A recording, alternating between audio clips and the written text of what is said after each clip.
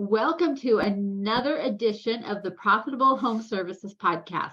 We're so glad that you're joining us again today, and we're so excited to share some great information with you.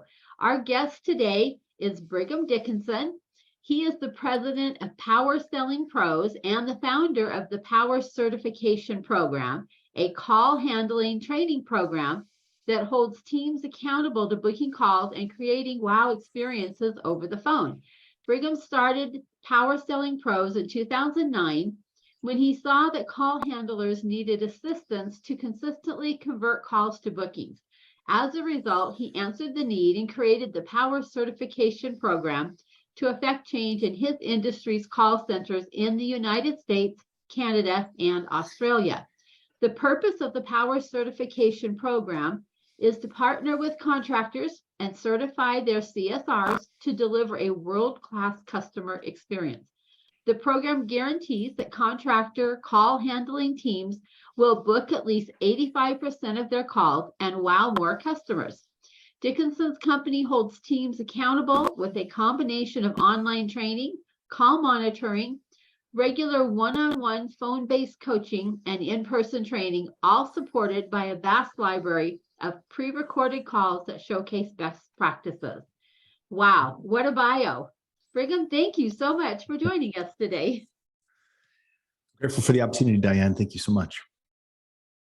So as we were talking offline, I found out about you probably a good 6 years ago, maybe. I was attending a CEO Warrior event as a vendor, and one of your people had a table pretty close to mine, and we started chatting. And I came home and I ordered your first book. What if I get that to show here? Your Pattern for Excellence book, and it has sat behind my desk ever since. It was one I never put off into the main library, which would you kind of out of sight, out of mind type of book, because I was so impressed with it back then. And when I saw you had a new book out, it's like, I have got to get him on our podcast and let him talk about his new book. So tell us a little bit about your new book called Something to Give. Yeah. So last year I installed a CEO at Power Selling Pros, and it was kind of the last remaining piece of responsibility that I had. And as soon as that was done, I went from a ton of phone calls and a ton of work that I was doing and just moving and shaking to absolutely nothing. And it was interesting because I went through, after I gained, freedom over my income, freedom over my time, I thought I have arrived.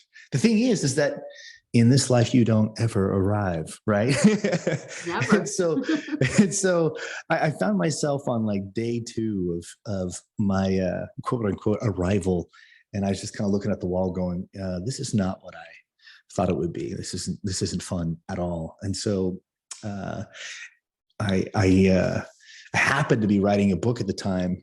And it was in that moment, in that time, where the title of the book changed and a lot of the content changed in order to make it work for what it is today. And bottom line is this, throughout most of my life, right, 20 years, the last 20 years, I have been focused on proving myself, right? Back when the company was just me, I was proving myself. And as we continue to build and grow, I was proving myself to my team, proving myself to my clients, selling, right? And moving, shaking, making things happen, hustling, you name it. And then once I became a leader and started delegating and so on and so forth, my mindset from proving myself had to change. Because if I was the one with all the answers, I was the hero, right? I was Johnny on the spot. That didn't give anyone on my team the opportunity to jump in and be the hero themselves. Why? Because I was taking up all the limelight. And so I realized I just needed to step out of the limelight. And instead of proving myself to find fulfillment, right, at work, I began to serve and help and encourage and help others kind of step into that limelight, be the hero and find fulfillment in their work. And as a result, I was able to keep my team. I mean, I have Gen Zs in my organization that have been with me for over 8 years. Wow. Which is almost unheard of.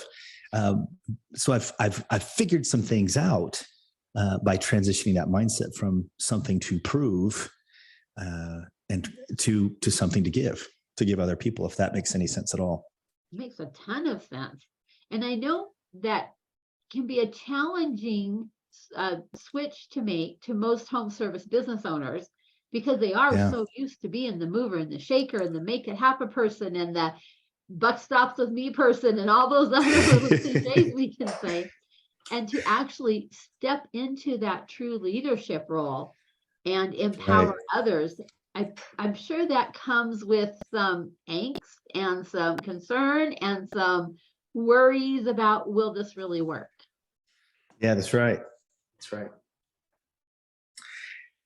Can you still hear me? You blacked out for a second. Good. Oh, did okay. So what questions do you have about the book itself? Tell us a little bit about what type of a leadership role a home service business owner should be able to step into in their own company. All right. So if they ever want to get out of their business, the first thing they need to do is begin to determine which and who. Can you hear me? I keep hearing clicks. Forgive me.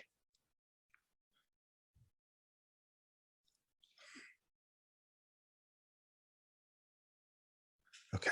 I think you're back. Can you hear me now? Yes, I can hear you. Yeah. Sorry about that. All right. So the first thing you need to do is take a look at all the responsibilities that you have on a regular basis. Write them down. Write down each of the responsibilities, and then determine which of those responsibilities you can offload to members of your team.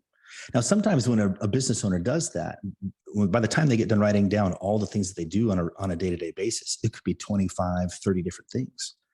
And so what I like to do with business owners is have them sit down and put each responsibility on a sticky note.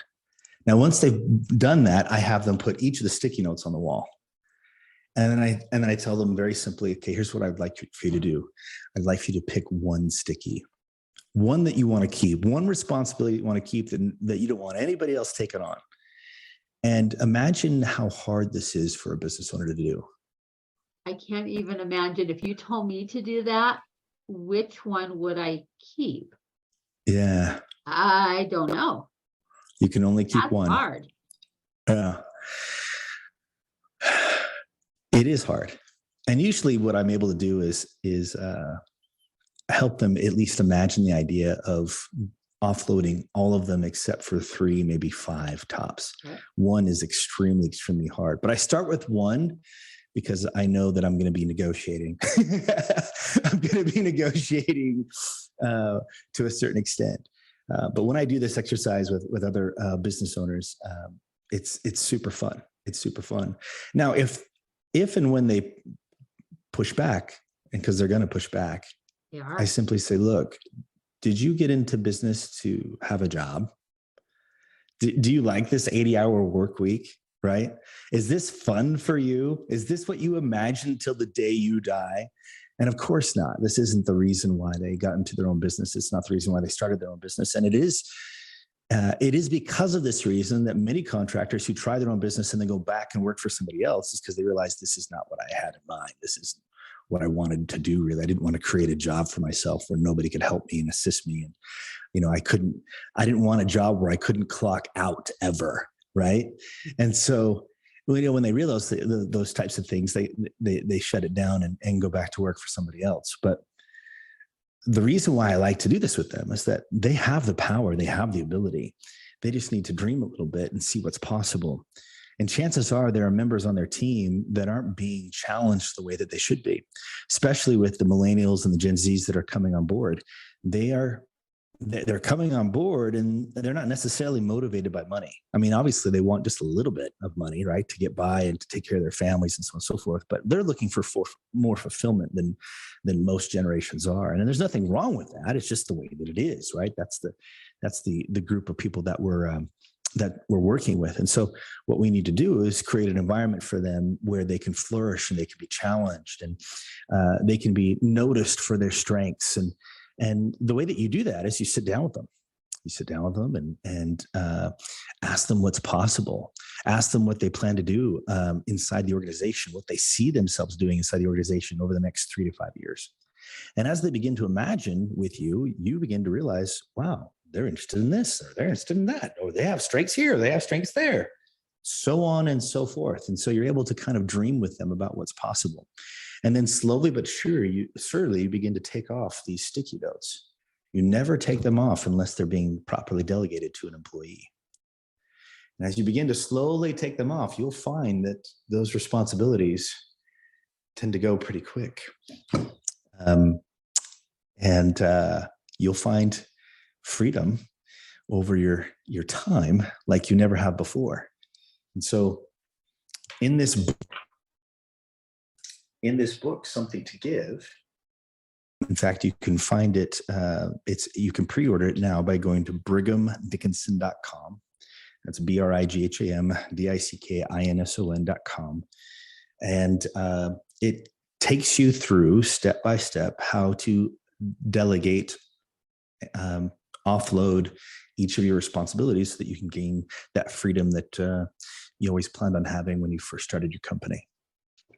I'm just in So awe. Diane, does that answer your question? Yes, it does. I'm in awe of the way you explain that so carefully and systemically, or whatever you want, word you want to use. Yeah, sure. That there is a system around it. You don't just grab somebody who's walking down the hall and say, hey, you get this sticky tab. You've actually find out their strengths, find out what they would like. And I bet those employees just start beaming because now they feel heard. Yeah. Somebody listen, because most of the time nobody's listening to them. Yeah. Especially So in your job. Yeah. So I'll tell you what, Diane, I'll give you 5 steps. If followed, if applied, you will absolutely have freedom over your income, freedom over your time, as well as freedom over anxiety and depression. The reason why I bring it up is because I find more often than not that as soon as a dealer sells or a contractor sells his company, he begins to lose his purpose or her purpose. And it's a hurdle that needs to be overcome as well. So all things to consider. How does that sound? Do you like the idea of 5 key steps? I do. Go ahead and share them with us. Excuse me. I keep hearing that cooking noise, Diane. So hopefully we're okay and we can get through this without any more interruptions. I'm not sure what it is, but 5 steps. Okay.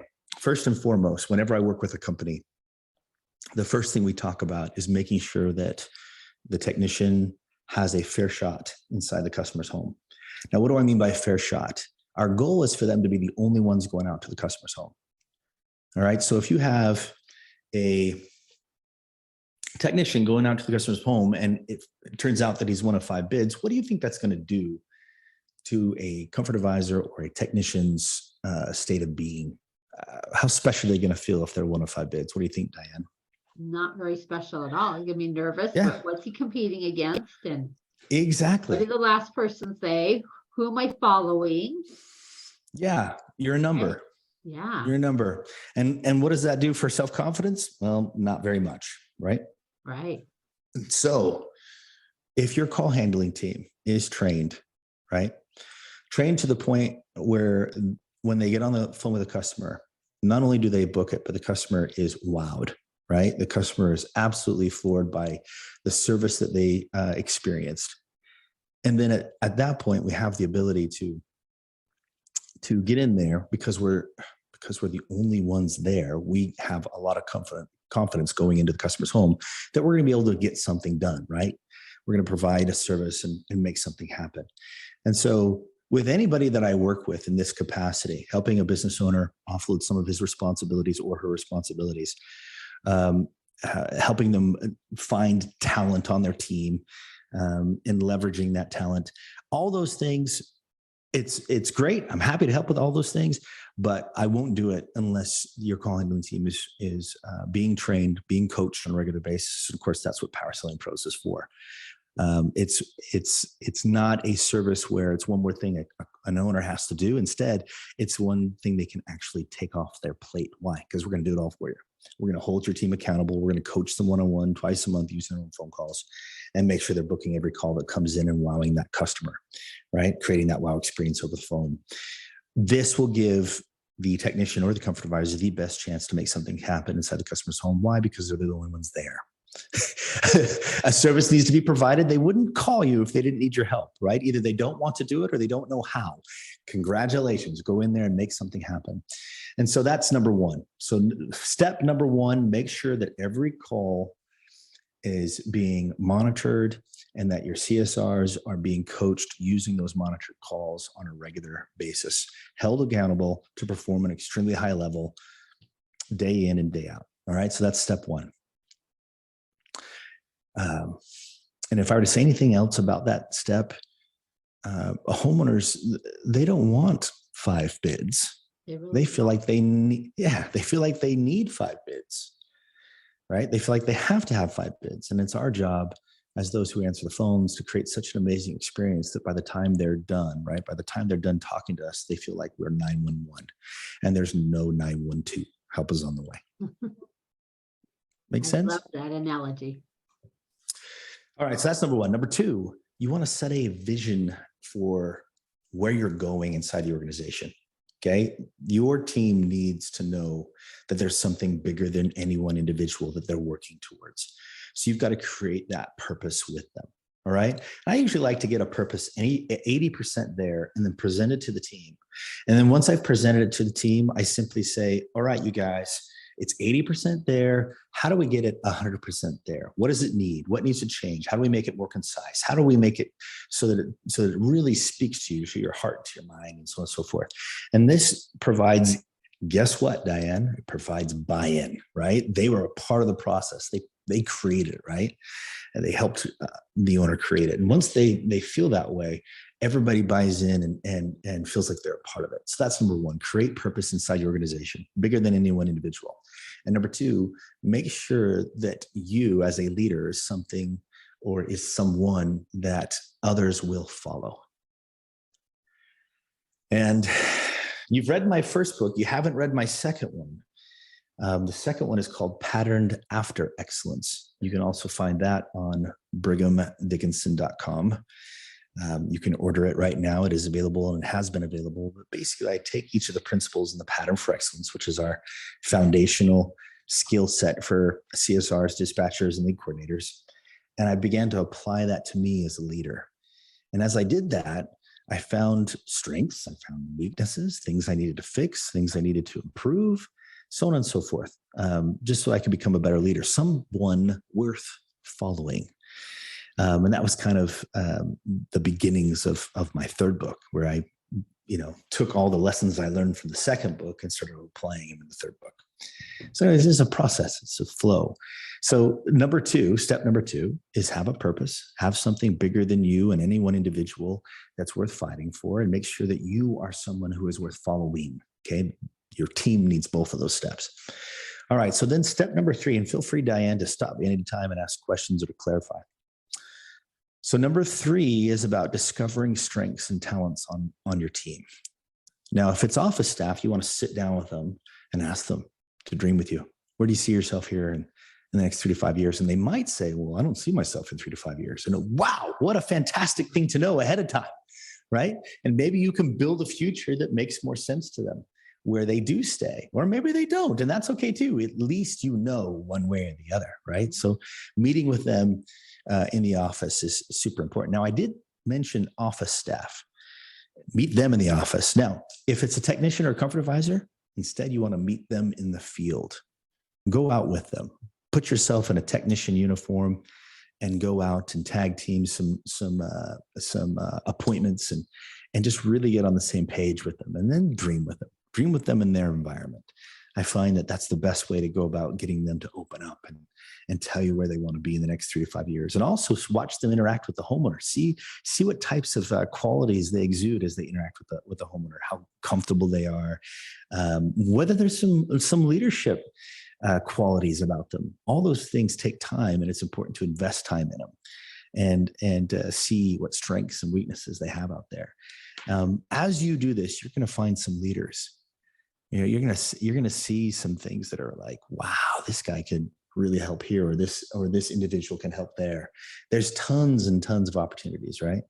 So you don't know what those opportunities are unless you're paying attention to them. And so meet the technicians and comfort advisors where they're most comfortable, which is in the field, and learn about them as well. Now, once you've determined strengths of your current staff, and then you've got all these stickies on the wall with your responsibilities, step 4 is to begin to match the responsibilities with the person with the talent on your team. And you just kind of match them, right? And that's step 4. Now, once you've done that, you've delegated all your responsibilities, and you find yourself like me, looking at the wall going, what am I going to do with my life? Well, the answer is that you begin to start taking care of your team. You mentor them, you teach them, and you also make it easier for them to be successful. Now, I found the best way to help others be successful is to make sales easier. Now, how do you make sales easier? Well, first thing you focus on is customer acquisition. I find that most business owners have either 1, maybe 2 finance options available. Well, the problem with 1, maybe 2 finance options available is that that's not a lot for the customer to choose from. There are so many options out there, so many finance options. Take time to uncover these finance options. Why? Because the minute you uncover them, you can provide other options to your team. So your comfort advisors, your technicians, while they're working with customers, they give them several different financing options. Why? Because homeowners love payments. They're used to credit card payments and app payments and so on and so forth. So there's so many ways, right, that you can set it up and make it easy for homeowners to buy with lots of finance options. Also, service agreements. Service agreements is another one where, and this is more customer retention, right? It's easy to make sales in the summertime, but you always want to prepare for winter, right? Companies that are prepared for winter are built to last, right?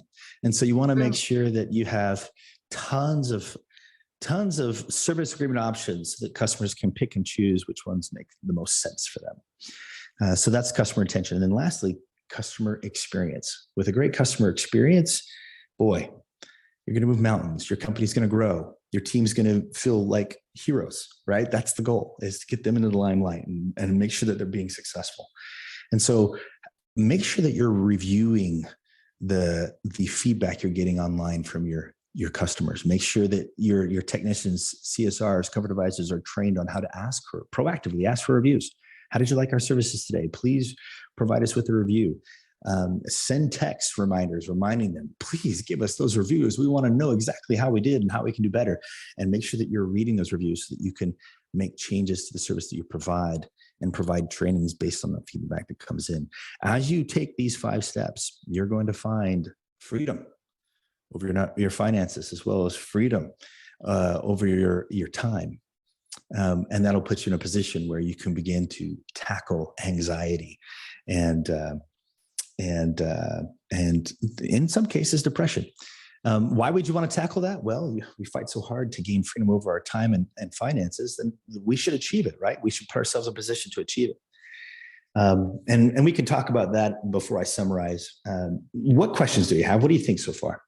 Well, I was just going to say that everything that I'm working for with these same type of businesses is increasing their bottom line profit. And I can just see in my head, as you were going down those 5 items, ka-ching, ka-ching, ka-ching, ka-ching, adding straight to that bottom line profit without spending a bunch of money to hit top line. We're not trying to increase sales as much as we're trying to get this team working better, make them more efficient, get buy-in, and overall, that starts increasing your bottom line profit. Yeah, I would say over the last 3 years, maybe a little bit more. I mean, certainly since COVID hit, our industry's been spoiled. It has felt like summer, nonstop summer. Yeah. And as a result, it's It's made some of us weak. And I am concerned for those who are not ready for a winter, right? Sooner or later, winter is going to come. It's going to come, metaphorically speaking, or literally, or both. Right. And it could be an extended winter. Yeah. And then look, I mean, the last thing we want to do is become fear mongers on this podcast. But the fact of the matter is that winter will come because it always does. Mm-hmm. Right. There's no crystal ball here. It's just us knowing what history looks like and having experienced it. And it's important to take steps such as the 5 steps we've been discussing in order to ensure that we have a company that is absolutely built to last. Okay. Put your acorns away. Right. And this is how you do it. Okay. You're going to have phone calls. Make sure the ones that you get are being wowed. Okay. You're going to have a team that has options for work. Make sure you have a vision, a purpose, a reason to work with you over anybody else, as well as make sure that you are a leader worth following, something that they revere, they look up to, they respect. Make sure you're that person. Right. And number 3, don't let them leave. And they're going to leave if they feel like they can find a better environment elsewhere or more challenges elsewhere. They're going to want to be challenged, right? They don't want to feel like they're stuck. It's your job to get them unstuck, to create opportunity, to create ways for them to be heroic and feel fulfilled. Why? Because they're proving themselves right now. Just like you proved yourself for the last 20 years, they want to prove themselves.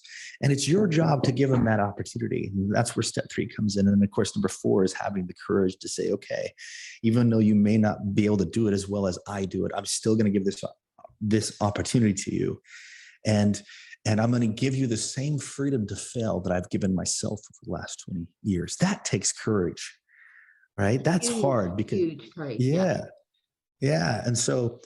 And then once you've done all these things, you finally have time to focus on customer acquisition, to focus on customer retention, to focus on customer experience with financing, with service agreements, with continual online reviews, so on and so forth. And now, once you've done it all, you're like, okay, now don't screw it up, right? And the best way to screw it up is by letting yourself. Once you've been knocked down, whether it's emotional or what have you, because of anxiety or what have you, the worst thing you do is just to stay knocked down, get up fast. Mm-hmm. And so, Diane, if you don't have any other questions, I'll go ahead and give you a couple of stories and experiences and teach listeners how to overcome that depression, anxiety that they might feel due to the fact that they've offloaded all their responsibilities at work. Go ahead and go for that, and then I'll have another couple questions for you when you're done. Okay, sounds good. So my mom and dad. Now, when I say my mom and dad, these are the ones on my wife's side. Okay, and they are phenomenal people. And in fact, when I married their daughter, they demanded that I call them mom and dad. And that's the reason why I call them mom and dad. That, and I love and respect and revere them. They're incredible individuals. These individuals live in a American colony in Mexico, and they own apple and peach orchards. This industry, the orchard industry, is an incredibly difficult industry to be in because it is feast or it is famine. Over the last 3 years, 2 out of the 3 have been a complete bust for them and their business, where they lost their crop due to a hailstorm or excessive wind or what have you. And they've been doing this for well over 20 years. So ups and downs, extreme ups, extreme downs. And I asked my mom, I said, how on earth do you get through the difficult times? And she said, well, it's funny. I found that the only way to emotionally get through those difficult times is to turn outward and serve other people. Now, if I were to go and say to somebody who is really experiencing depression and anxiety and say, hey, the best way for you to overcome that, that feeling that you're feeling right now is to just turn outward and serve. I think I might get smacked. Or right? worse. Or worse. And so obviously you got to be very careful when talking about these things, but it was very interesting for her. Counterintuitive. It's super counterintuitive, right? Hey, think of other people, serve other people if you're feeling down, right? Well, the fact of the matter is that it's absolutely true. It's 100% true. And I'll give you one more example of that in a minute. But I found that more than anything, those of us who are, used to hustling, selling, working 80-hour weeks. Why? Because we just love living our life in the state of urgency, right? Urgency, solve this problem, solve that problem. Like Mr. Incredible, doesn't matter all the residual damage around us that's being caused, right? We're just going to go in and save things because that's what we do. And we live our lives that way for years, and we just get so used to it. And so when it stops or when it's gone, due to the fact that we sold the company or that we've offloaded all of our responsibilities to somebody else, we begin to feel worthless, right? Our value is kind of taking, and in that moment, instead of either continuing to do what we've been doing, proving ourselves, right? Instead, we can just modify our focus and our drive to something to give. And the best way I've found to make that transition is I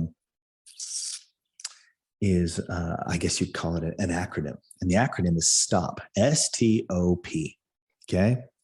So the cool thing about this acronym is that it helps you stop your racing mind. Every business owner has a racing mind. It's hard to keep up with those individuals, especially for integrators, right? Those who are super good at operations. Integrators and business and visionaries, they tend to work well together. Why? Because a visionary sees this incredible idea, this incredible reality that hasn't been created yet. And then the integrator's like, well, how the freak are we going to do that? Right. But that integrator who's asking that question, once they ask that question, it gets the ball rolling in a way that yes, you can begin to start building the pieces and putting it together, that vision. And so it's super cool. But for those who lead companies, stopping their racing mind is the first thing we need to do. All right, stop your racing mind. The first letter is S, and that S stands for smile. Okay, smile. Even if it's a fake smile, I don't care. Force a smile on that face, because whether you realize it or not, there is opportunity all around you. Okay, it's all around you. But if you're stuck in this this stupor, you're not going to be able to recognize the opportunities. And so the first thing you need to do is smile. Accept the fact that there are opportunities that you can affect, especially if you have a company that every time they see you, obviously they're hoping for a smile, right? They want that smile. They want that positivity. And so choose to have a smile on your face, number one, and just make sure that you remember that it's always showtime for you. It's always showtime. Because there are opportunities that you can positively affect, you better make sure that you remember that it's showtime. Have that smile on your face, because it is showtime, and you need to be ready to positively affect those moments. Recognize the moment and positively affect those moments. Okay, that's number one, smile, because it is showtime. Number two, time. T stands for time. Now, you can choose to live in the past and cry about it. You can choose to live in an imagined future, whether good, bad, or indifferent, or what have you. You can your mind can choose to put the spotlight on the future, right? Or you can choose to be right here, right now. Now, if you choose to be right here, right now, that'll put you in the best position possible to recognize moments when they come. And if you can recognize a moment that you can positively affect and act on it, that's where you want to be. Okay. So that's number two, time. Be here now. Third, the O stands for opposition. And opposition is part of the program. It's just part of life. And what we do is we look at the opposition, we recognize it, we acknowledge it, that it's there. We say thank you. We learn what we're supposed to learn from that opposition, and then flush it, get rid of it, put it out of your mind. There's nothing more you can learn from it. So just let it go. And then lastly, P. And the P stands for peace. And the reason why it's important for us to experience peace is that we're not our wins. We're not our wins because we're not our losses. All right. You can't say, oh, that failure isn't who I am, but then say, hey, look at all these cool things I've done. That makes me who I am. No, you can't do that. You can't do that. All right. So we're not our wins. We're not our losses. Okay, great. Then what are we? Well, we're children of God. That's what we are. And that's why we should feel peace, regardless of what's happening around us, regardless of our circumstances or events that occur. And that's how we stop our racing mind. Wow. Thank you for sharing that. That's amazing. Yeah. And I'm sure somebody is going to say they were talking exactly to me. For this podcast. So thank you for affecting other people and for sharing this amazing information. Now, I have one question for you, and I probably should have told you this question before we went online. In your years of working with all these home service businesses, what's the most unique profit leak that you've seen? Well, it's the one that we fix. I hate coming across self-serving, but it is what it is. The reason why Power Selling Pros is so successful at training CSRs to book calls and to wow customers over the phone is because that department is the least. That's the most neglected. It's the most neglected. It's the one department contractors spend the least amount of time on. And as a result, it's very transient. It's a transient department. People stay there for an average of 2 years tops. And they're constantly rehiring into that department. And it's because they don't give it the attention that it deserves. And as a result, technicians continue to be one of several bids, and comfort advisors continue to be one of several bids. And it's a department that never gets fixed. We just spend more money on advertising, get more phone calls, and ignore it for as long as we can through efficiency as opposed to effectiveness. And so I would say that more than anything, it's your call center. And guess what? You don't have to fix it because Power Selling Pros can fix that. Just go to powersellingpros.com and schedule an appointment to learn more about it. Fix that problem by having somebody else do it. That way you can focus on your technicians. You can focus on your comfort advisors. So that is the fastest, quickest way to make more money in our industry. Thank you so much for sharing that. And I'm going to say that is a wrap for this episode of the Profitable Home Services Podcast. Remember, it's not how much money you make, it's how much you keep. Grab a free digital copy of my book, The Path to Increased Profitability. You can see it right there behind my head. And in that book, I share 9 profit boosting tactics that will transform your service business. Head on over to yourpathtoprofitbooks.com. Thank you so much again, Brigham, for joining us. It's been a pleasure having you on today. Thank you. I appreciate it.